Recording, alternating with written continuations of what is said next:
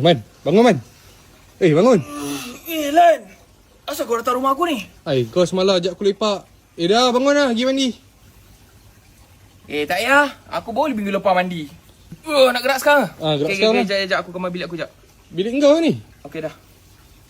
Iyalah, dah tu. Aku ingat tempat bakar sampah Man. Breakfast dulu, jom. Mana Mai punya roti? Semalam basah dalam poket aku, tu aku keringkan ni. Makan.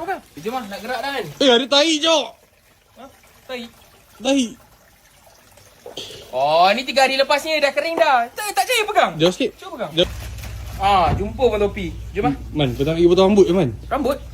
Bukan yang bawah, atas. Yang atas punya.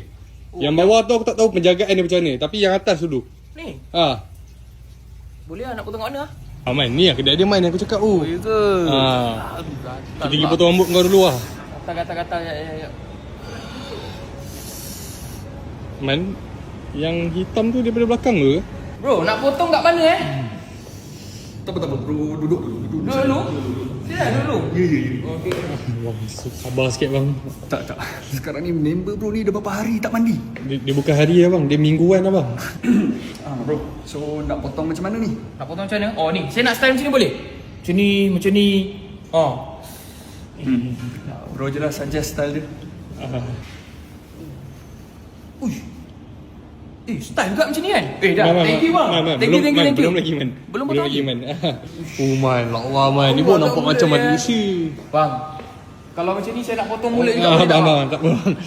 Okay, Man kau balik Man. Abang, kalau tak nak hidup abang murung, hari abang murung, abang jangan layan dia lagi Minta maaf bang.